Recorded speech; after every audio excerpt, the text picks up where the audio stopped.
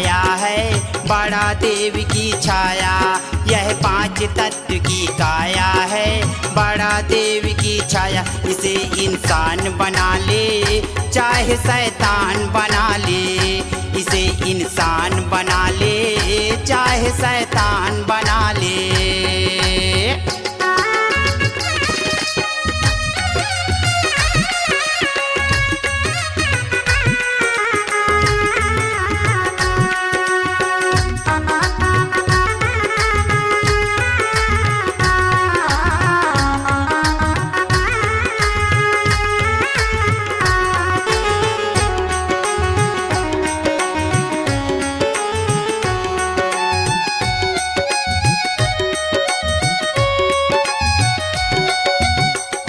तत्व की कायम भैया, सत्य कर्म को बांधो, सत्य कर्म को बांधो। सत्य कर्म को बांध के भैया बड़ा देवला जानो, बड़ा देवला जानो। बड़ा देवला जान के भैया, बड़ा देवला जान के भैया मुक्ति अपन बना ले। चाहे इंसान बना ले चाहे शैतान बना ले, चाहे इंसान बना ले चाहे शैतान बना ले।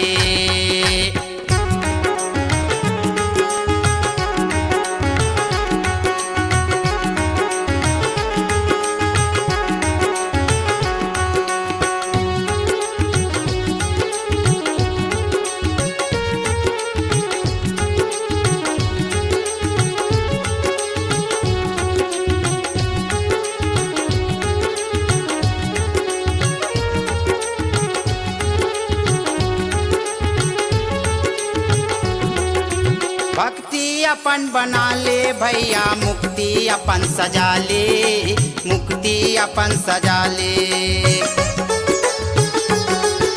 मुक्ति अपन सजा ले भैया, मुक्ति अपन बना ले, मुक्ति अपन बना ले। हमार बड़ा देव गजब दयालु, हमार बड़ा देव गजब दयालु। सबको दया तो करते, चाहे इंसान बना ले चाहे शैतान बना ले, चाहे इंसान बना ले चाहे शैतान बना ले।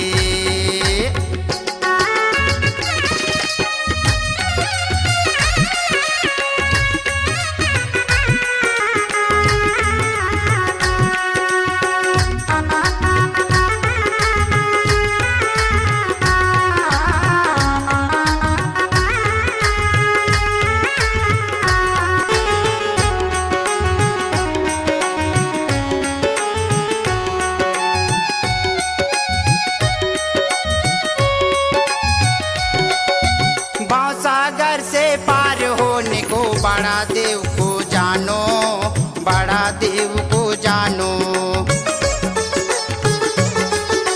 कोनो दुखारी कोनो भिखारी, उन्हों लया है भरते, उन्हों लया है भरते। ऐसे बड़ा देव को भूल के भैया, ऐसे बड़ा देव को भूल के भैया नाहक दोष लगाते। चाहे इंसान बना ले चाहे शैतान बना ले, चाहे इंसान बना ले चाहे शैतान बना ले। पांच तत्व की काया है, बड़ा देव की छाया।